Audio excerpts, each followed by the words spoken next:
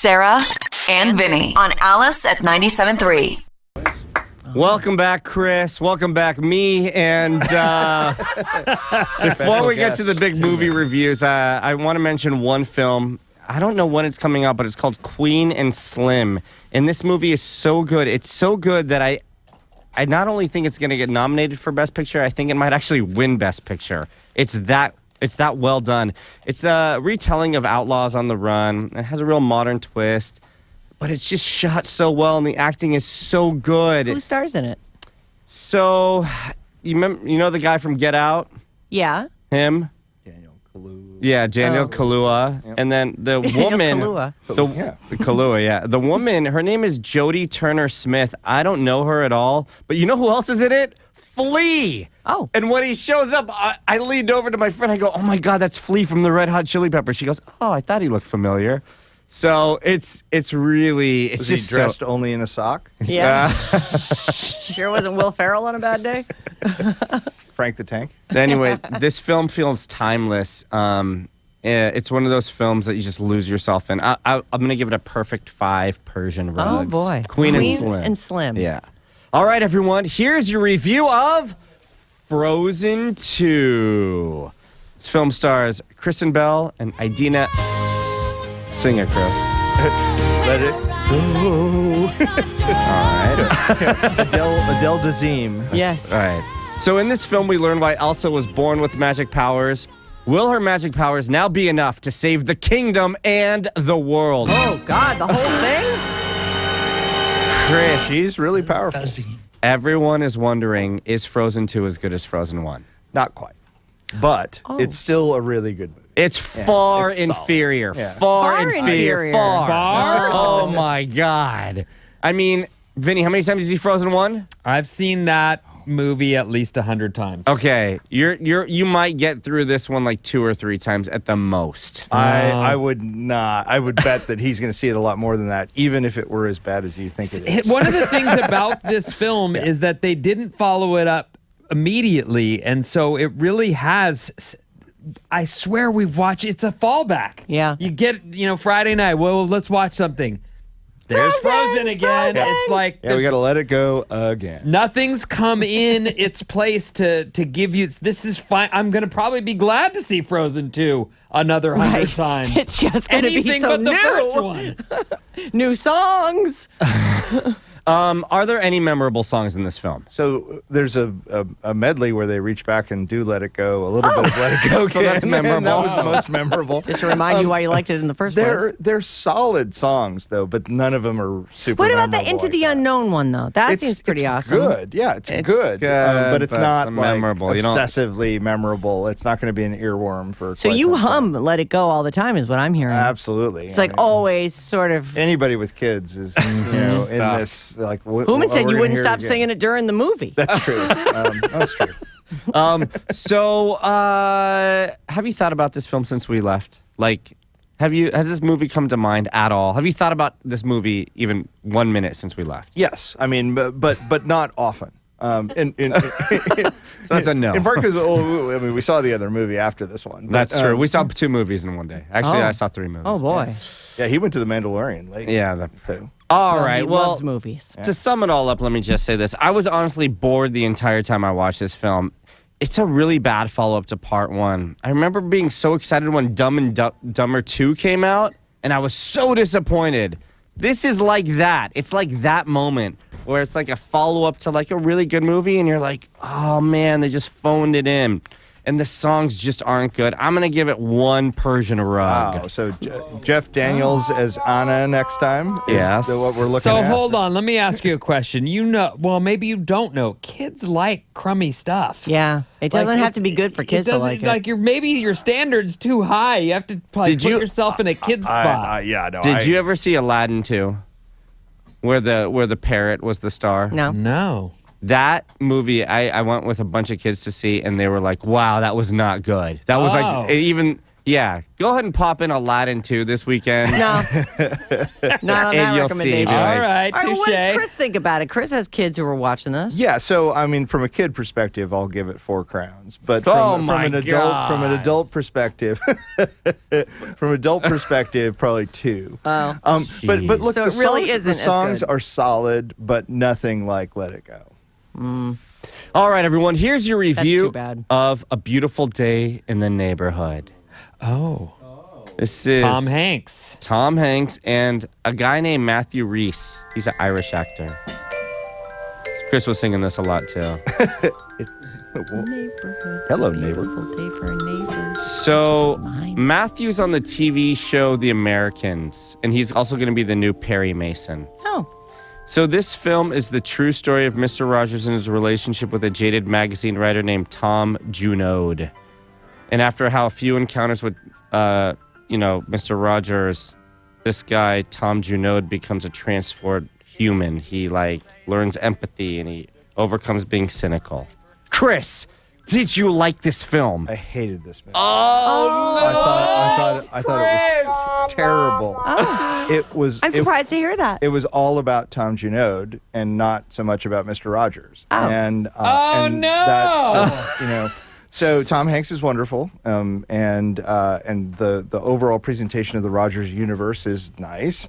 But I was in part ruined because there was a documentary that came out and was shown at Sundance last year, and that was incredible, called "Won't You Be My Neighbor?" And it was absolutely captured the Fred Rogers universe in a way that was all about him. And this was all about the alleged transformation of the cynical journalist. And a lot of the I've seen a couple of the pieces that the journalist has written, and a lot of the backstory that they present in the movie isn't true or accurate. Oh. And so it's frustrating.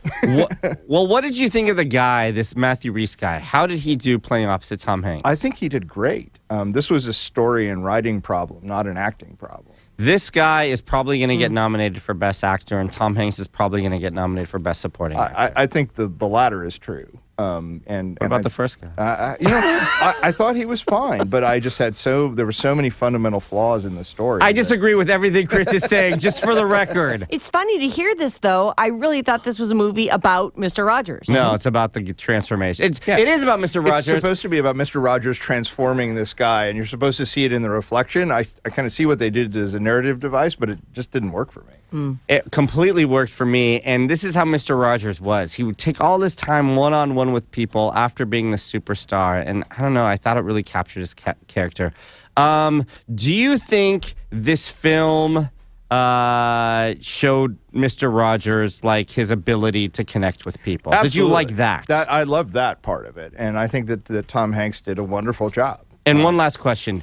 Could Mr. Rogers exist in the world today?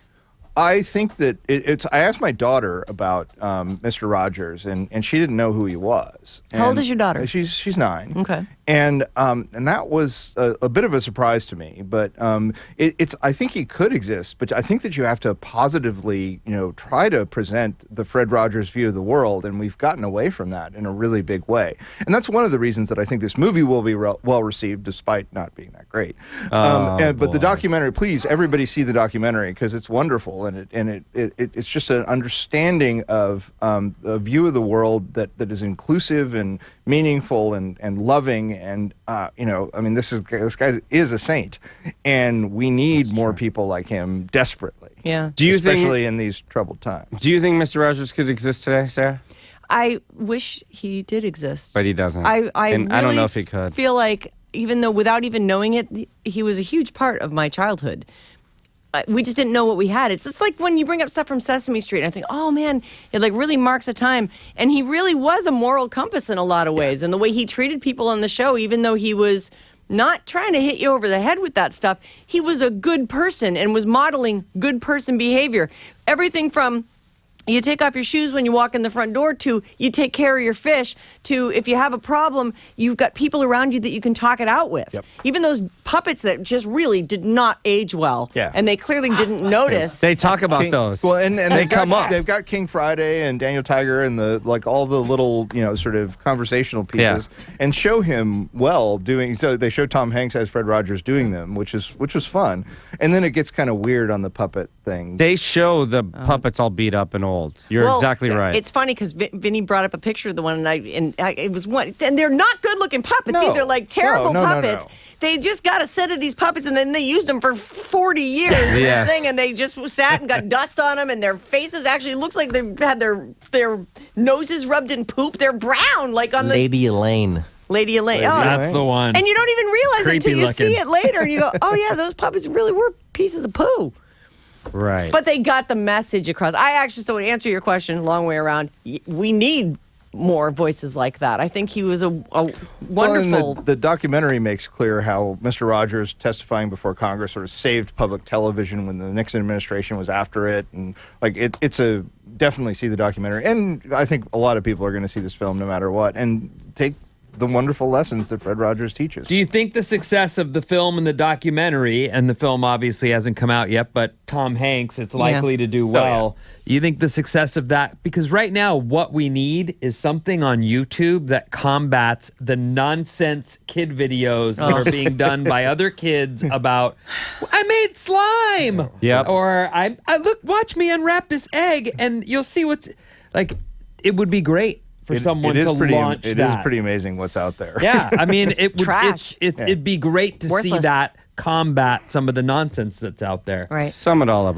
I really like this film, Chris. The magic of Mr. Rogers was to redeem people that seemed unredeemable, and he does it in this film. You have this character that's just so broken, and Mr. Rogers was able to melt even the heart of the worst of humanity. I enjoyed it as much as the documentary that came out last year. Boy. I'm gonna give it 4 Persian rugs. See, and I'm at two crowns, jeez. and which I think is a little bit maybe 1.5. Oh, come on. It has 97% on Rotten Tomatoes, by the way. Wow. It does, and so look, I'm a contrarian Listen, here. you're giving your I'm a opinion. contrarian here. I know that. So in this order, everyone, Queen and Slim, if you go see a movie, that's your number. That should be your number 1. I say Mr. Rogers 2, and you can totally skip Frozen 2. Skip it. Parents, Some people won't be allowed to. Parents do not have that option of skipping Frozen 2, Yeah, I'm so there. you're going to see it. I think it's reasonably enjoyable, and I did not feel like I wasted my time seeing it. So That's good. Always fun. Do you bring your wonder, kids? you guys bring No. up a good point. I wonder if there's a possibility that someone could do a modern version of Mr. Rogers, because that's what it would need, is a facelift to the extent that the puppets are updated and done with a little more modern technology. Otherwise, kids, they'll look at it and go, I don't know. Well, it was interesting. In the documentary, they ended up actually going through some of the parodies, including Eddie Murphy's Mr. Robinson's Neighborhood and all these different things that they showed what a cultural force he was. He was. And, and I actually think it would be great if they did an updated version of it. But honestly, I think he's kind of irreplaceable. Like You might be right. He really meant it. And I think that came through. It wasn't like, you watch Blue's Clues or whatever. And I always think to myself, yeah, that guy's going to go party tonight. Like he's going to go kill himself after having He to may do. be on something on the set. But, Yeah. right. 5, Yeah. it wouldn't even matter, right? But that could, I think that was the thing about Mr. Rogers was That's that he. behind the success. Right. That he meant exactly. it. All right. Thanks, you guys. Anything you want to plug? How about watch those Kings? Yeah, like we got plenty of movement going forward. We're all about to hit 500. We got the Brooklyn Nets tomorrow night, and On a road trip. in Brooklyn. But we beat the Suns on Tuesday night, and the Celtics on Sunday, snapping their 10-game win streak. All right. All right. Go Kings. Go Kings! And Hooman, what about you? Anything you want to promote? No. You're going to be on the Secret Show today, right? Yeah. All right. All perfect. right.